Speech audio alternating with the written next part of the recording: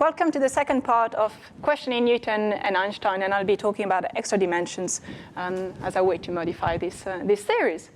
So about 300 years ago, Newton came up with, as the first person, understanding how apples fall on Earth and the motion of planets within the solar system. Since then, there's been a lot of development, and we know that although the theory of gravity by Newton works very well on some scales, after a while you need to modify it a little bit, and the theory of gravity by Einstein came in, and that works extremely well. It works so well that we are now trying to look at probing the distance between the moon here and the Earth with a laser with a precision of 1 millimeter. So since the Apollo missions, they put a mirror on the moon, and we're really able to reach this precision in looking at the distance between the moon and the Earth with such an incredible precision, and that works beautifully with the theory of general relativity. And if we continue in this direction, that will allow us to give us some test of modification of gravity or test of gravity. But before I go there in the third part of this talk, let me try to understand a little bit what the universe is doing right now and how that works out with our understanding of particle physics and the quantum world. So let's start with a thought experiment. Let's think we're in this room, and we're going to take everything out of this room. So slowly we're going to take all the people out of the room, and all the molecules, and all the atoms, and all the quarks and the electrons, every particle that you heard of, out of the room, completely out of the room. So you say, well, that room is actually not very empty yet, because you can have photons going through. You can have cosmic rays, you can have neutrinos, if you heard of them. All of that goes through this room, so there's non-stop things through this room. So what we're going to do is take this room, put it in the middle of, out there in outer space, where there's nothing around it. We're going to shield it in such a way that there's nothing that can penetrate this room, and we're taking everything out of this room. And yet, so this is what we call the vacuum. This is the best vacuum we can think of. Better vacuum than anything we can produce on Earth.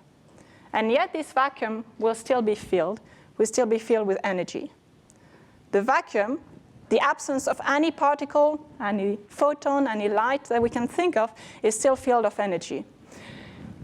This energy, we can think of it as the energy that comes in because out of nothing, we can suddenly produce a pair of particle or a pair of particle-antiparticle. They can be out of nothing, and I think you've heard some talks by Glenn or by Cyrus. Out of nothing, all of a sudden, a particle and an antiparticle or a paraparticle can get produced for a little time, just a short period of time, and then they just annihilate, a very short period of time. And this process, what we call loops, or pair productions of particles, is extremely well understood. It's not something I just came up out of my imagination and you just say, oh, the vacuum must be filled with this energy and loops of stuff. It's something that is extremely well understood. When we think of what we do at CERN, and I'll explain a little bit more what people are doing at CERN later on, but if they take particles and they collide them against each other, and then there's a lot of stuff that comes in, and then all the particles come out, and knowing what the particles are coming out, we can understand what happened in the middle and see what kind of process, what kind of physics happened in the meantime. And this is extremely well understood with this pair production and these kind of loops that can happen in the vacuum and that can be attached to this process. So out of nothing, out of the blue, out of the middle of nowhere, you can have this production of particle, antiparticle, of loops of particles coming in. And that means that the vacuum is filled with energy. And it doesn't matter where you are in space. Locally, the production of these loops is exactly the same everywhere in space. And it doesn't matter what the universe is doing. It doesn't matter how the universe is evolving. Locally, the production of this pair of particles is the same. No matter when you do it, no matter whether you're close to a black hole or you're in the middle of nowhere, no matter if you're in this class or if you are somewhere else, it's exactly the same. And it's exactly the same as the universe evolves. If the universe is expanding or if the universe is collapsing, it's exactly the same everywhere. So the vacuum must be filled with an energy which density is constant in space and in time. It's a constant energy density fluid that fills the whole universe. So that sounds very much like a cosmological constant. And a cosmological constant, for those of you who were there last week, is something which I can actually explain the acceleration of the universe. But that's not the way it was introduced in the first place. A cosmological constant was first introduced by Einstein in his Einstein equation here. He probably didn't call it the Einstein equation, but that's his equation. And this T here, T mu nu, corresponds to all the stuff that we know of, all the matter, all the light, all the black holes, the planets, whatever you can think of. This is the matter and the energy which is in this Einstein equation. And that equation tells you how any stuff is going to affect the structure of space-time. This corresponds to the curvature of space-time, the structure of space-time. And so originally when Einstein wrote this equation, he realized, or he thought at the time, that the universe was static. And so he thought, well, if you put some stuff, and there is stuff in the universe, well, it's going to make the universe evolve. And since he thought that the universe was static, he thought, well, there must be something there to balance, to counteract this effect from the matter, so as to keep the universe static. And that's how he introduced the cosmological constant.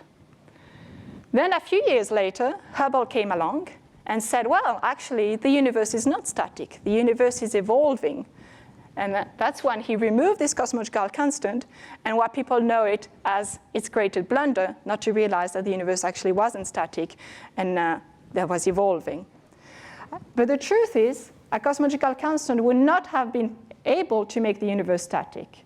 It's not something which is in equilibrium. It's something which wouldn't happen for an amount of time. The idea behind a cosmological constant is that it would like to make the universe expand more, and any kind of matter would like to attract each other and would like to make the universe contract. And so the idea behind having a cosmological constant would be to balance the two effects. But if you had a tiny little bit more of matter, then it wouldn't be, the cosmological constant wouldn't be enough to counteract this effect, and the universe would recollapse. So it wouldn't have been stable. If you had a little bit more of a cosmological constant, it would have gone the other way. So a cosmological constant is actually not able to make the universe static. It's not a stable solution. Rather, what a cosmological constant does is make the universe accelerate. So there can be, at the time, they didn't know what the exact evolution of the universe was. There could be different scenarios. It could be that if the universe is very much dominated by a lot of matter, eventually it will win out. And if the universe starts evolving, after a while, all the gravitational attraction will win out, and the universe will start collapsing again. So that would be one of these scenarios. And that could happen it doesn't need to necessarily recollapse. It might not be quite enough matter to make it recollapse, or it can be in any of these configurations. If you have a cosmological constant, on the other hand, what you would like to do is really make the universe expand more and more. And this is a cartoon way to think of it, but since the cosmological constant, its energy density, is the same locally, it's exactly the same, no matter how the universe is evolving. So if the universe is expanding, if the effective volume of the universe is bigger, but the density remains the same in the cosmological constant, overall, there's more of it. And so the more the universe is expanding, the more dark energy there, the more cosmological constant there is overall. And so it lacks it very much so in such a way that it really wants to make the universe expand more and more in such a way that it will accelerate at the end. And that's what a cosmological constant will do. Eventually, it will make the universe accelerate. Well, this is actually very convenient because this is precisely what we're observing. And so these are the different case scenarios that I just mentioned. If you have a lot of matter, the universe will start evolving, but then eventually it will recollapse. And then there's some critical scenario where it will not quite recollapse and just continues its evolution. But what we observe through the measurement of the observation of supernovae, which is an explosion of star, what we observe through that is that the universe is actually in a configuration where it will continue accelerating, it looks like. And this is something that has been observed about 15 years ago, actually, and is the reason of the winning of the Nobel Prize 2 years ago from these three gentlemen for the discovery of the accelerating expansion of the universe through observation of distant supernovae. So it seems like everything is good. A priori, we have the vacuum energy, which can lead to a cosmological constant, because the energy density present in the vacuum energy is completely constant in space and in time. And a cosmological constant can actually make the universe, the expansion of the universe, accelerate, which is exactly what is being observed. So a priori, everything is good in the best of the world. Now we'll see if this works out. Well, in the next part of this talk, we'll estimate the amount of energy density present in the vacuum energy and compare it with the amount needed to explain the acceleration of the universe, what is observed. And we'll see if that works out. If that works out, that'll be the end of the talk. If that doesn't, then we'll need to work a bit better. The empty space energy, what Wheeler called space foam? Right now, we understand particle physics very well, we think. And the vacuum energy that I'm talking about is just related to the energy related to these particles, but not to the energy of what makes the space-time itself. And that's more related to gravity itself and to how to think of it at the quantum level. But I'm not going there yet. So does the energy in the vacuum satisfy E equals mc squared? It is indeed a relation between, you can think of it as a relation between the mass of whatever particle you can think of, and that leads to an energy present in this vacuum. So it is definitely a relativistic concept like that. And we will see that it does relate the notion of the mass of whatever particle with an energy, which is what E equals mc squared is. Yeah, what's the methodology for measuring the energy in the vacuum? And if there is a vacuum, would the box collapse? Okay, so that's a very good question. The energy of the vacuum itself, just the energy in the vacuum, we can't probe it. It's just a pair production, which is there for a little while, and then it's not there. The only effect it has that we know of at the moment is through its effect on the structure of space-time, and so through its gravitational pullback on the geometry. And so because it looks like a cosmological constant, what it will do actually is make that box expand and accelerate rather than a collapse. It's an energy density which looks like a cosmological constant, which really like to have the box expanding and accelerate. When the pairs collide and annihilate one another, does that create the energy for the emergence of another pair at another time? Sometimes it can do, yeah. So this is just a cartoon where you just have a pair production, and then it annihilates. Maybe it annihilates and produces something else, or maybe before annihilating, it creates something else. Yeah, that's just the simplest scenario that I can think of. But a lot of much more complicated things can happen. As a non-zero expectation value, does it contribute to the cosmological constant? And if Absolutely. so, with what sign, positive or negative? We would think it's a positive one, but that's a very good point, that the discovery, what we think is the discovery of the Higgs particle, is absolutely crucial in our understanding of particle physics, and on the most, it gives us some information about the existence of a vacuum energy there. So let me go to the second part of this talk, where we'll take the vacuum energy from particle physics, and then we'll see how well it does against observations. So I labeled this theory versus observations.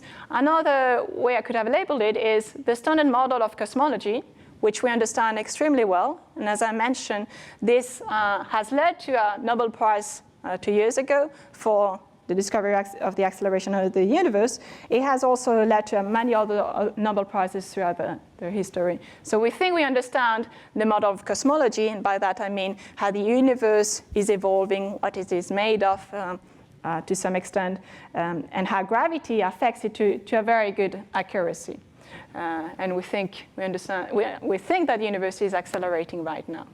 So there is one standard model of cosmology on one side, and on the other side, there's the standard model of particle physics, where we think we understand with an extremely good accuracy what matter is, and not only what matter is, but what the forces are, all the forces but the gravitational force. So out of matter, we have atoms which are made of some electrons spinning around some nucleus. I just realized this is in French, actually. I hope you can understand. So the electron and other particles, like the electrons, are fundamental particles.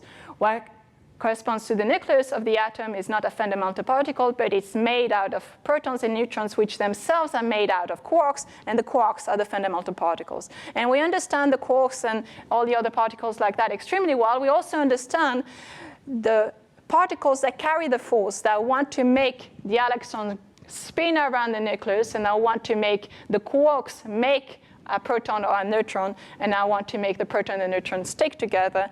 All of that is related to some forces. You know about the electromagnetic force, and there's also some weak and some strong forces in the game. I think we understand the standard model of particle physics with an extremely good accuracy. Nevertheless, when we put them against each other, when we try to confront them, we see a huge discrepancy. So I mentioned before that from the cosmological point of view, it looks like everything is amazing, and we just won a Nobel Prize 2 years ago for the discovery of the acceleration of the universe, and this seems to be confirmed by many other observations, things to be very, very much concording towards a standard model. In the particle theory side, the same thing is going on, and there was a huge excitement last year for what we think is the discovery of the Higgs at the LHC. This is a huge excitement because it really corresponds to the, oops, I should have gone the other way, to the last piece of the puzzle of the standard model. So all of these particles I mentioned about, they can be nicely categorized in this box. And then there was just one little particle missing out of this whole box, which was the Higgs. And the fact that we discovered the Higgs more or less exactly where we should have done really confirms that we have a very strong understanding of the standard model of particle physics. The mass of the Higgs till last year wasn't known. Till then, the most massive particle in the standard model was the top quark, and you can't quite see maybe. It's 171 gigaelectronvolt. And now since last year, we've seen from experiment at CERN in Geneva, and in particular 2 experiments, the CMS, which is, so this is, you can see the mountains here. This is the Lake of Geneva, or Lac Léman, and this is where CERN is. That's where protons spin and collide against each other. And there's different detector, the CMS, which is located here. This is to give you the scale of this detector.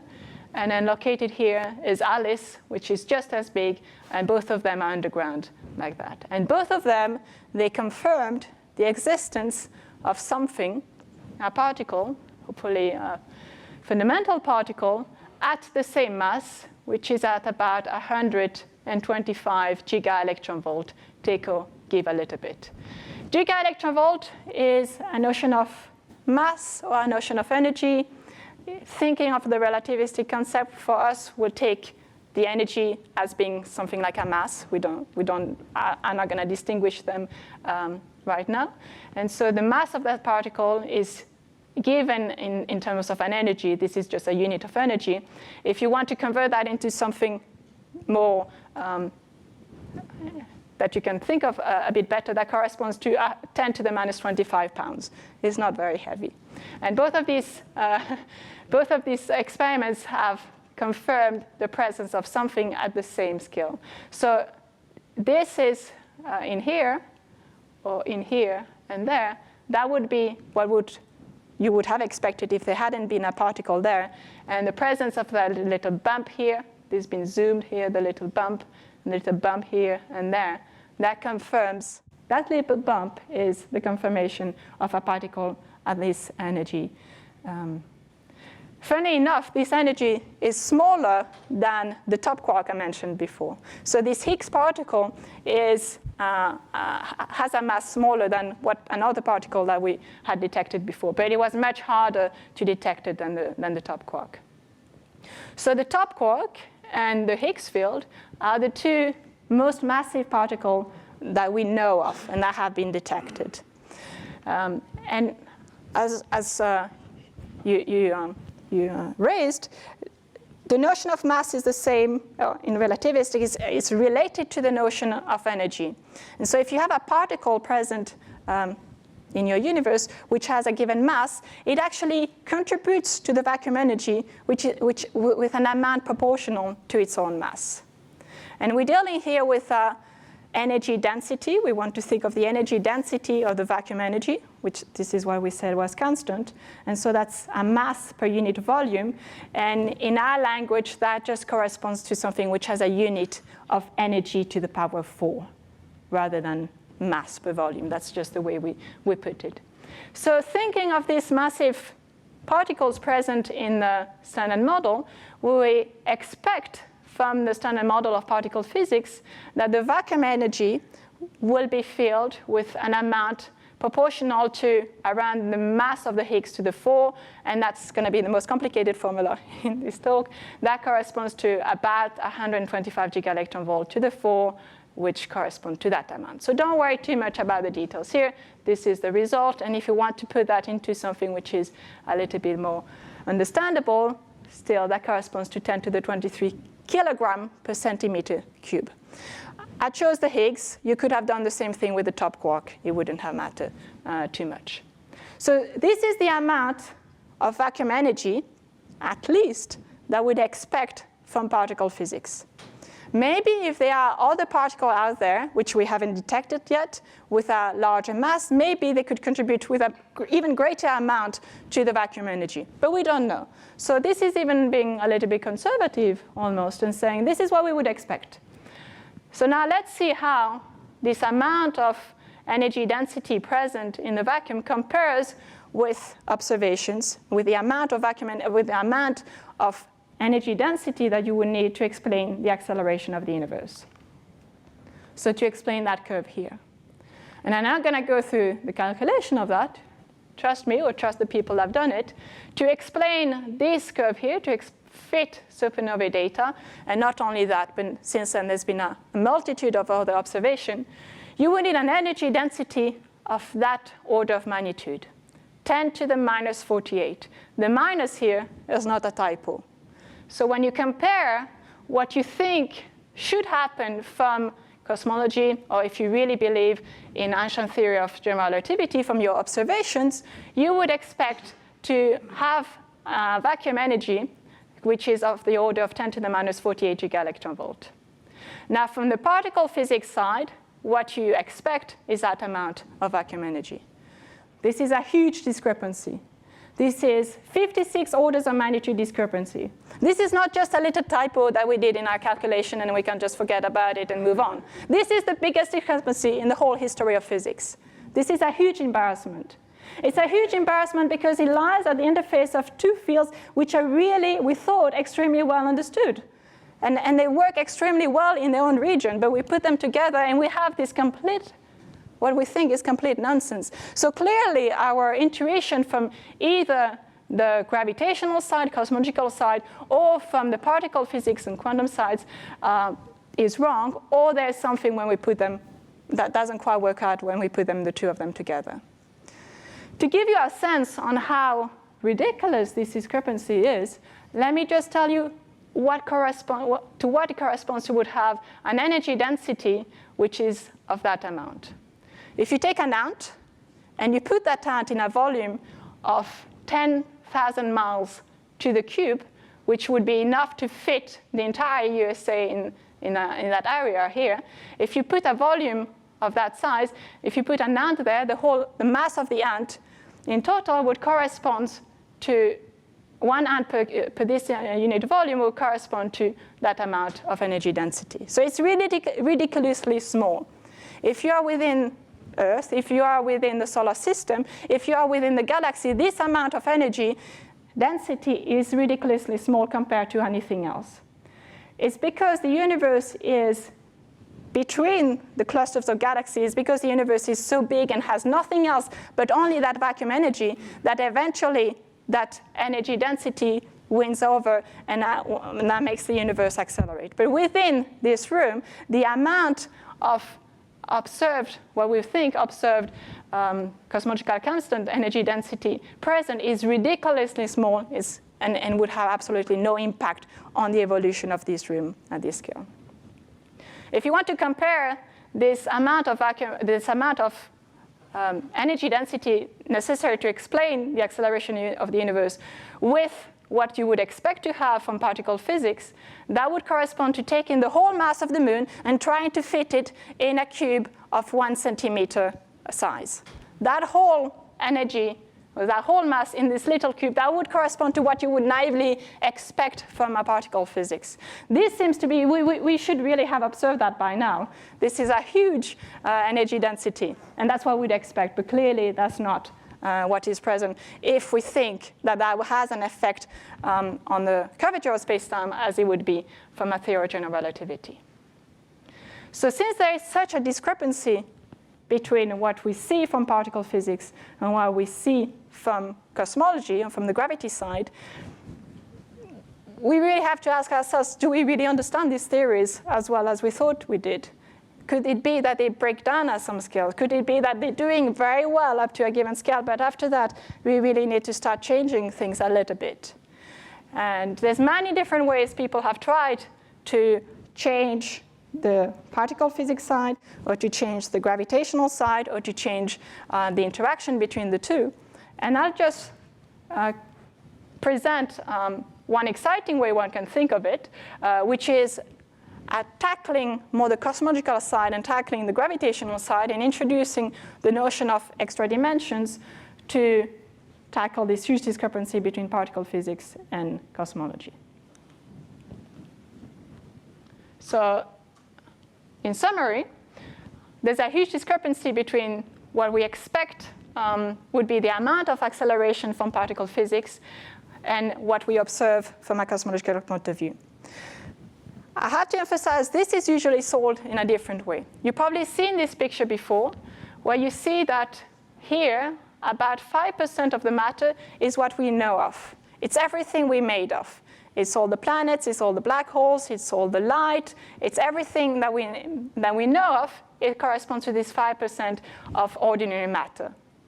On top of this ordinary matter, there's something else, some other kind of matter, which we're not interacting with, but which is not fundamentally so different than ours. We just don't interact with. But the way it acts on gravity is the same than our kind of matter.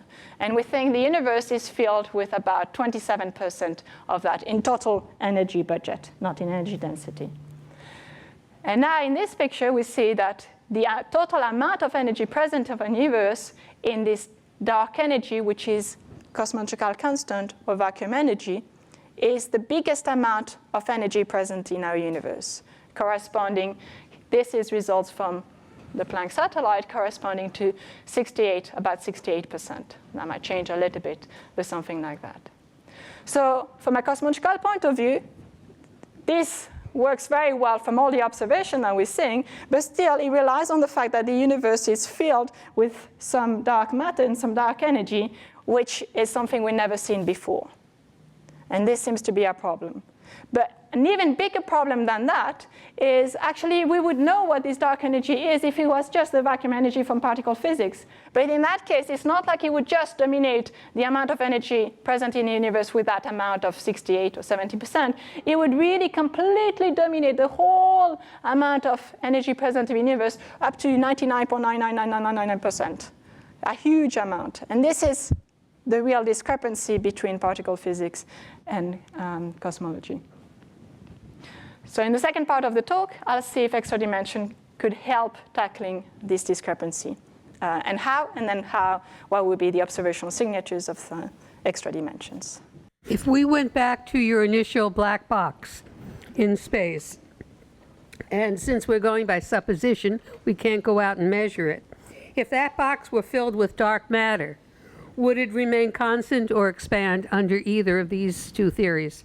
If the box had started to expand initially, and you had some dark matter there, it will make the box continue to expand for a little while. If you had just dark matter there, maybe eventually it will contract and make the universe recontract. If you also have some dark energy present in your box, and if it has enough of that, then maybe eventually the dark matter wouldn't be relevant, and what a vacuum energy or dark energy present there would win over and would make the expansion of that box even accelerate. So it depends a little bit on how much there is dark matter versus dark energy present in your box. You squeezed the moon into this little box that was once in No, that wouldn't be enough to give you a black hole, no. You would need, the Schwarzschild radius of the moon is, so for the Earth is a centimeter, of the order of a centimeter. So for the moon, it's, I would expect a few orders of magnitude less. Maybe it's a fraction of a millimeter, the Schwarzschild radius, that you would need to squeeze it into. If you squeeze the mass of the sun into that little box, that gives you a black hole. Would you ever be able to attain absolute zero in that box without those particles, or how would that work? If this particle didn't exist, if we didn't have any of these particles, so if we gave up our notion of the standard model of particle physics, it could be. Then I don't know. I don't know what the remaining theory would be, but it's. If we believe in particle physics, we don't think we can. It's not like we can take these loops out of it. They're really there, and we can't interact directly with. We can interact, but we can't take them off. It's something which exists by itself. It's not. We can't remove them. So we can never achieve a perfect vacuum with no energy density present in it, if our current understanding of particle physics is correct. But the alternate theory that we explored last week would be that there really isn't dark energy or dark matter. There is simply a lack of understanding on the gravitational forces. The theory, which is MOND, I believe that you explored last week, that would tackle dark matter. That would not tackle dark energy. So you still need dark energy to explain the acceleration of the expansion of the universe. You wouldn't need as much, maybe, dark matter to explain the motion of stars within galaxies. Maybe within galaxies, you could modify your theory of gravity so as to explain this motion of stars. But you will still need dark energy to explain the acceleration of the universe. In the third part of this talk, we're going to move on to extra dimensions. And as it was something of a horror for Homer Simpson, hopefully for us it will be something positive, or at least we can learn from it. So there's different ways we can think of extra dimensions. And I'll actually use one, but let me present the other way because it might be a little bit more intuitive. I don't know. So this might be a picture that you've seen before. One way to think of extra dimension. So let me just start maybe by saying that we live in a world, I think, we see three spatial dimensions. We can go in three independent directions, and that's our three spatial dimensions. We have also one dimension of time that we don't have much control on, but it's another dimension. And so I might say that we're living in a world in 4 dimensions, or in a world in 3 + 1 dimension. We're just separating out the time direction because it's a little bit different. And when we think of extra dimensions, we'll never introduce another dimension of time. This is really a concept that we wouldn't be able to deal with when trying to unify it with the quantum world, etc. It really leads to a lot of pathologies that I'm happy to answer questions about later, but I'm not going to go into right now. So when we think of extra dimensions, we're always going to think of extra dimensions of space rather than extra dimension of time. So we have 3 dimensions of space, and clearly, if there was another dimension of space just like ours, we would observe it and we would think, and we'd be able to say that whether or not it's there. So if there are extra dimensions, we need to explain why we're not seeing them. And maybe one of the reasons we're not seeing them, or seeing it, if there's just one of them, is because they're actually tiny. They're not quite the same way as our 3 dimensions, but they're very small. And this is the cartoon present here, where you could have something which this will correspond to our dimensions. Of course, I have to project our three-dimensional world onto here and then draw an extra dimension, so it's a little bit tricky. But this would correspond to one of our dimensions. And us, as being relatively large animals, we would see only one dimension, only our three dimensions there. But when you go to smaller and smaller distances, what you could see is the extra dimension present there. And in this model with small extra dimension, what it would mean is that what we see is this picture for the apple. We see that the apple is within this piece of paper, and we might think that this is all that we have. But actually, there's more to the apple, and it can go into an extra dimension, and that would be the whole apple there. Now, it could be that there's yet another dimension where I can't draw because I only see three spatial dimensions, but it could be yet another dimension where there's more to the apple in this extra dimension, but it's so small that we're not seeing it with our own eyes. We're not able yet to see it, and maybe we'll have to go to extremely small distances to start seeing it and be a very, very small ant for that to happen. An alternative to this very small extra dimension is large extra dimensions, where we're not made out of things that can go into the extra dimension, but rather we confined on a surface within this extra dimension. This is the notion of surface in extra dimension, or brain or membranes in the extra dimensions. So they would be here, our dimensions, we confine into these dimensions, just like we would be confined on a piece of paper, but there would be an extra dimension present there. It's a little bit like these droplets of water confined on the web, of spider web, or maybe a better analogy is a little bit like the soap, this bubble of soap. It's like we confine onto this surface, but yet there's an extra dimension. There's more present, and this surface is confined into an extra dimension. But it would be a little bit like we are this space water walker, water spider, confined at the surface of the water. And we cannot, this animal cannot swim within the water, but yet the fact that the water is present and how deep the water is, and what actually the pond is made of, if it is water, if it is honey, or what it is really that this pond is made of, affects the life of this animal just living at the surface of the water. So you'd be just like us, we're living on a given surface within an extra dimension, and exactly what the extra dimension is made of and what happens in this extra dimension has an influence on us. And so we will need to understand this extra dimension to really understand the whole of physics present in our surface. So within some given scale, maybe within the solar system, it's okay not to care too much about the extra dimension. But maybe when you go to larger and larger distances, and when you really want to try to describe the universe as a whole, at very large distances, you need to start understanding what's going on along the extra dimension to be able to see how it affects us.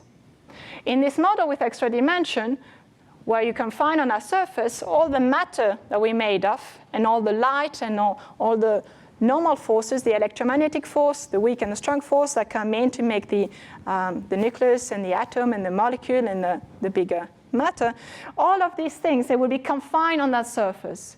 The only thing that we know of which would be able to leak within the extra dimension, would be able to probe the extra dimension, would be gravity.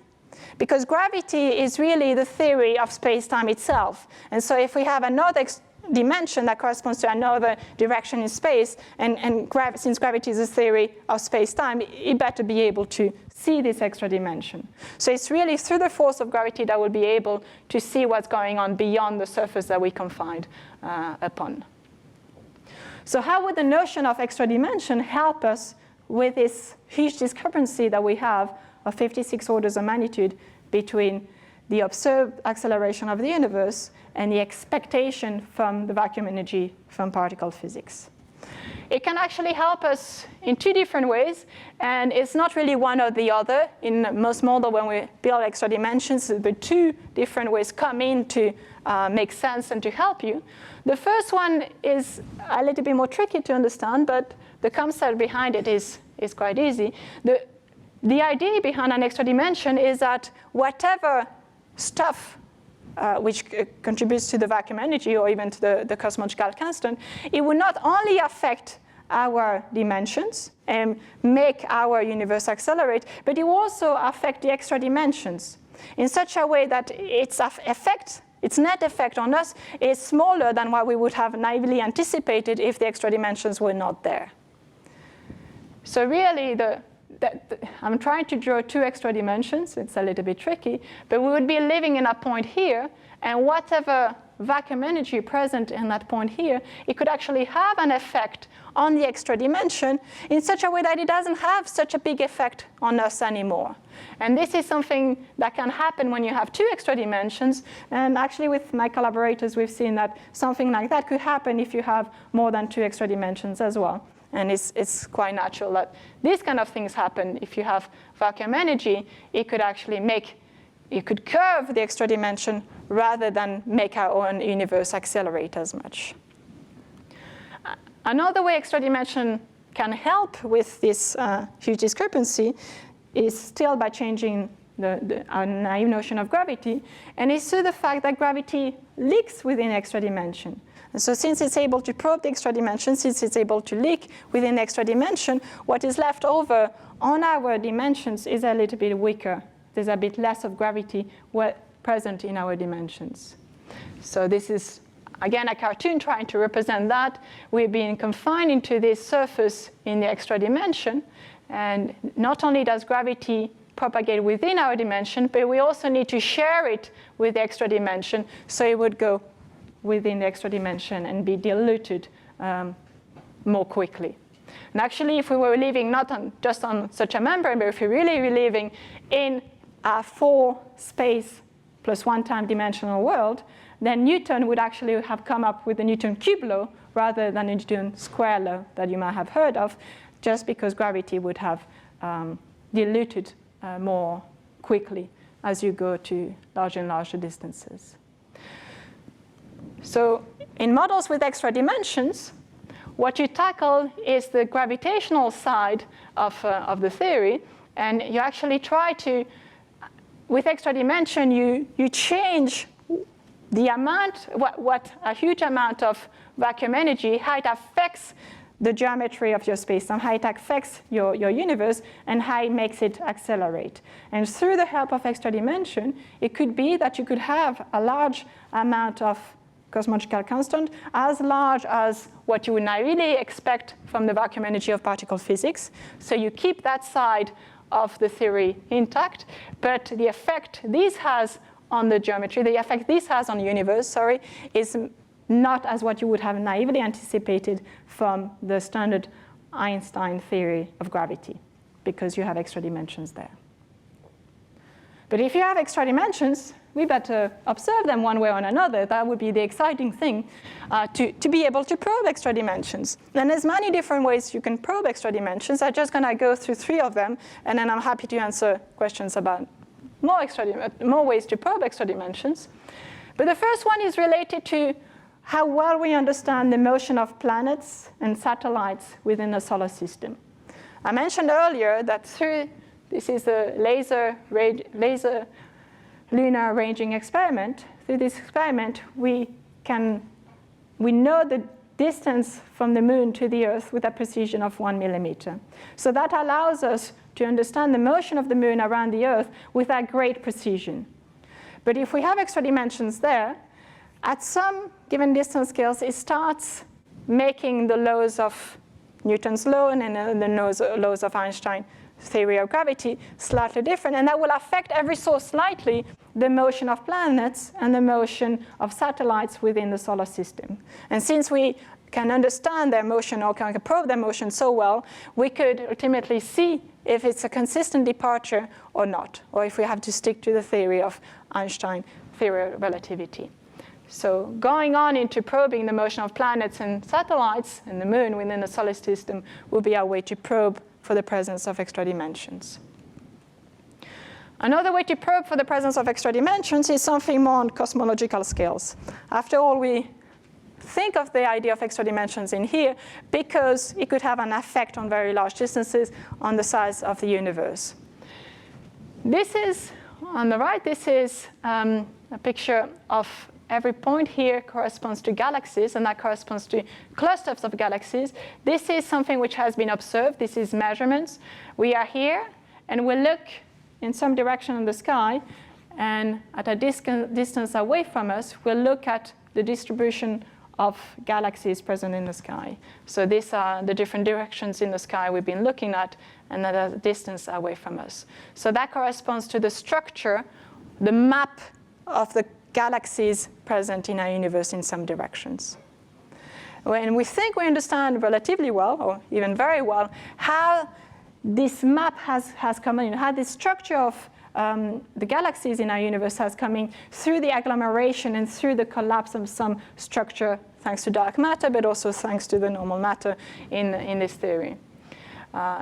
And this is a simulation which has been made using the standard laws of gravity to explain this structure of the universe. And you can see this is a projection, this is a different kind of projection, but we can see that it looks very similar in the sense that there is this filaments structure present here, and it looks more or less similar.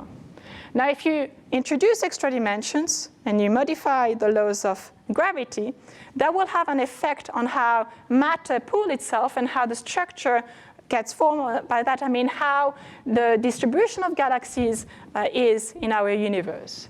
And so this is a simulation on how we would expect things to happen in a normal theory of gravity, using Newton gravity up to some scale, and then maybe Einstein gravity up to another scale, compared to a theory of what would happen in a theory with one extra dimension.